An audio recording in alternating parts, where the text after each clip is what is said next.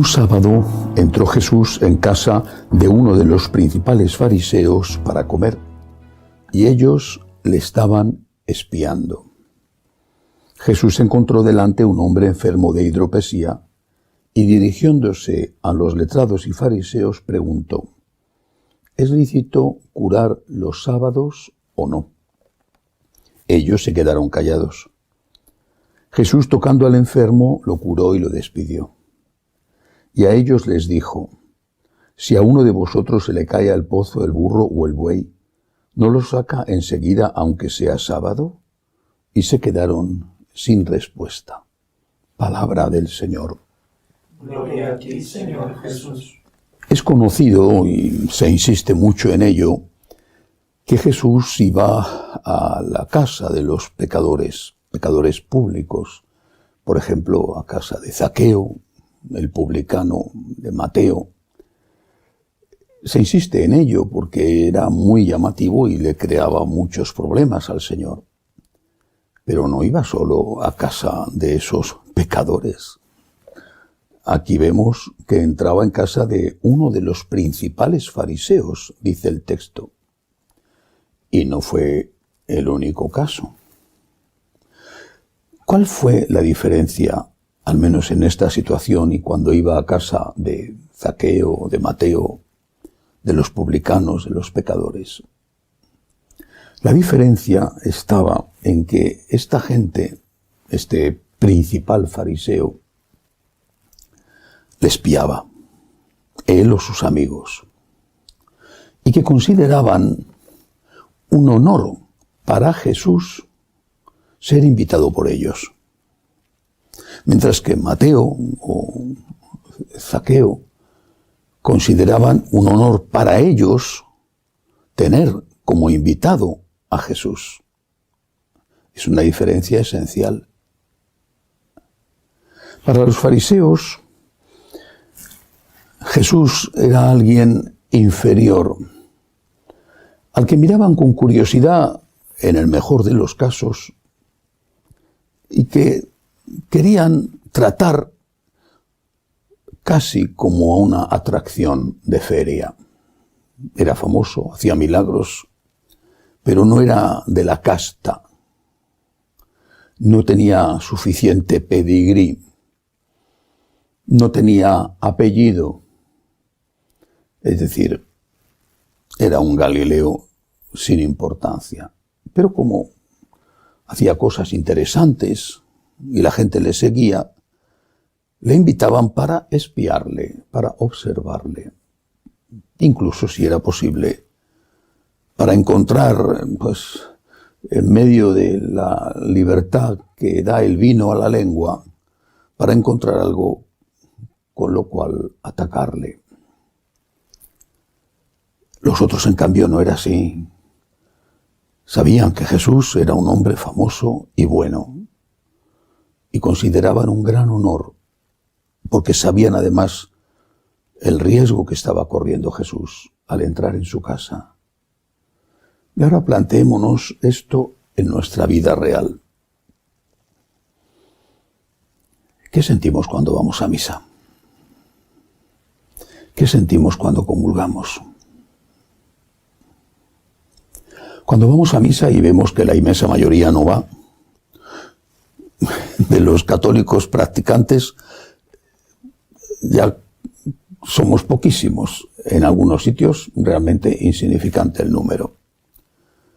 La mayoría de los católicos son hoy esos paganos bautizados de los que hablaba Benedicto XVI. Por eso, cuando vamos a misa y vemos que la mayoría no va, que quizá en nuestra casa somos los únicos en ir, ¿qué pensamos? ¿Qué suerte tiene Jesús conmigo? Los demás no van, yo voy. ¿Qué suerte tiene Jesús conmigo? Y cuando comulgamos, ¿qué pensamos? ¿Qué suerte tiene Jesús conmigo? Sobre todo si son jóvenes. ¿Qué suerte tiene Jesús conmigo? Fíjate el resto de los jóvenes cómo están de perdidos. ¿Y los seminaristas? ¿Qué suerte tiene Jesús conmigo? Fíjate en los demás, nadie quiere ser sacerdote. Yo estoy en el seminario, qué suerte tiene Jesús conmigo. Y los que intentan vivir fielmente su matrimonio, qué suerte tiene Jesús conmigo, Jesús y mi mujer o Jesús y mi marido. Yo no la engaño, yo no le engaño, mientras que otros, qué suerte tienen conmigo. Y así puedo seguir poniendo ejemplos. Pero esto, sin darnos cuenta, es lo mismo que hacían los fariseos. Qué suerte tiene Jesús de que yo le haya invitado. Qué afortunado es Jesús. Hoy va a comer conmigo. Hoy le he invitado. Tenía que ser al revés siempre. Qué suerte tengo yo, Señor. Qué suerte tengo yo contigo. Yo no soy digno, Señor. Yo no soy digno. Pues es verdad, no he matado a nadie, no he robado, otros matan y roban. Bueno, sí, eso es cierto. Es gracia tuya. Colaboración mía también, pero gracia tuya. Puedo comulgar. Voy a misa. Es gracia tuya. Me has llamado a seguirte. Es gracia tuya. Hay un pájaro, por lo menos en la zona del Mediterráneo, es un pájaro que no me gusta nada. Se llama el cuco. Y se caracteriza porque él no hace nidos. Aprovecha los nidos de los demás pájaros de otras especies. Y cuando han hecho el nido, va y quita un huevo de ese nido y pone el suyo. Normalmente son pájaros más pequeños. Así que cuando la cría del cuco nace, los papás adoptivos no la distinguen de los suyos.